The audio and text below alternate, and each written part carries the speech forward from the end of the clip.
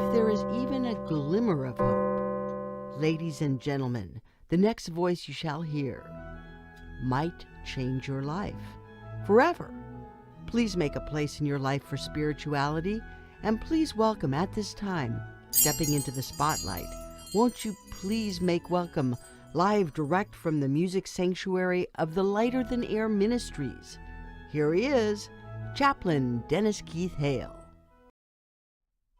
Well, hi again and glad of it. Ladies and gentlemen, I'm Chaplain Dennis Keith Hale, and I'm coming to you from a ministry unlike any other in the entire world, our beloved Lighter Than Air Ministries. Thanks for joining us today on our show, The Spiritual Side of Cannabis.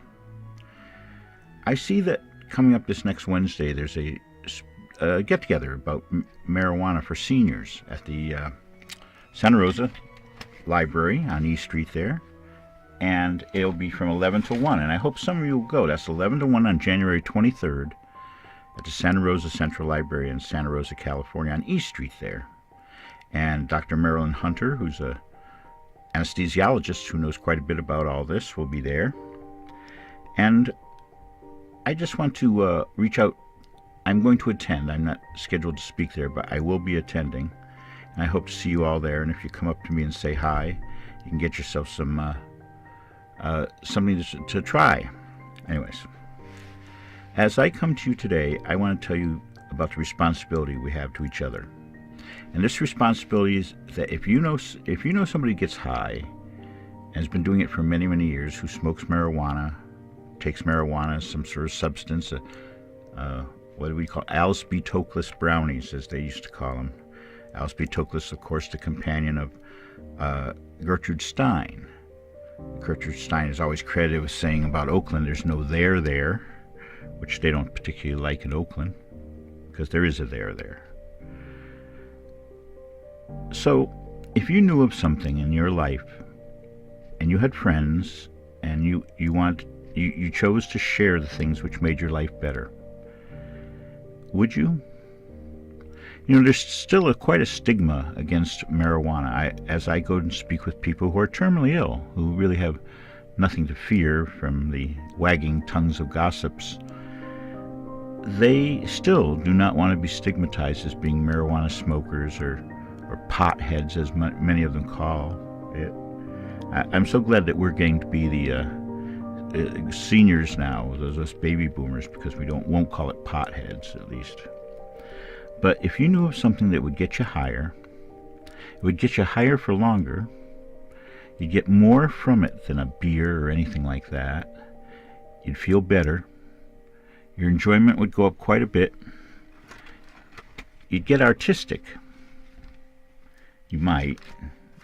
Sometimes that's not so good, but you'd be a better lover. There'd be no hangover in the morning. Quite a few people report that this brings their sense of humor back to them, and you'd have a wonderful sense of yourself.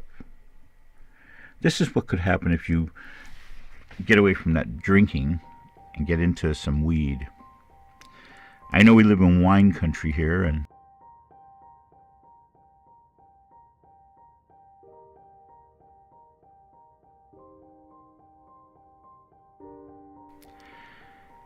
you know, wine is okay, beer's okay, and it's sort of sad that now they're marketing marijuana as just another of the triad and just another intoxicant. And it's not. It's not. And you should know that instead it's a wonderful enhancer. Your body contains these receptors for cannabis, and they're built in. And the reason they're built in is through evolution. You see, everything here on Earth is here for a reason. There's nothing here for happenstance. There's nothing here for this for that, unless it's to one animal eat the other. All things are here on Earth for a reason. And nature, that wonderful way of addressing things, nature is the way that we're all here, you see. Nature says instead that we should have a sense of ourself, and when we need help, when we need calming, when we need relief, there is something for that. There's an organic, natural substance which will be better than any tranquilizer that you may take. Probably better than most sleep aids that aren't just dope. And something that will leave you without the residual effects of killing off your brain cells, that being the hangover. How could you say no? If you knew this information and you didn't share it with a friend, you would be remiss. If you knew this information and you did not share it with your family, your children, your grandchildren, you would be remiss. Marijuana is here for us to use. Only laws and people who wanted to make money off of it changed it. And when they couldn't make money off of it, they made it illegal. Well, now that's happening again. We must resist the large conglomerates who are buying all the marijuana people. We must resist them in turning marijuana into just another intoxicant.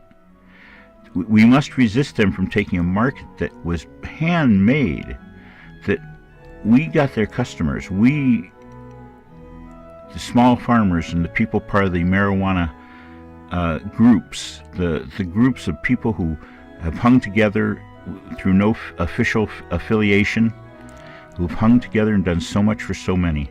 The marijuana growers and distributors, the people who had this action, took care of their customers.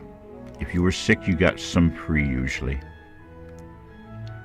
So I am quite anxious about what's happening to marijuana in the hands of big business. I've always been wary of big business, but now I have another reason. So I hope that you'll resist it too. I hope that you'll understand that there's something natural and good, and you don't have to get boozed up. You don't have to become intoxicated. In fact, your lover would wish you wouldn't. That's a note I have here from your lover. On that note, I want to say good night to you all. As you go through your life, sometimes you're going to need mercy, and I do hope you find it. As you go through that life, may you go with grace. Good night from the Lighter Than Air Ministries. Good night.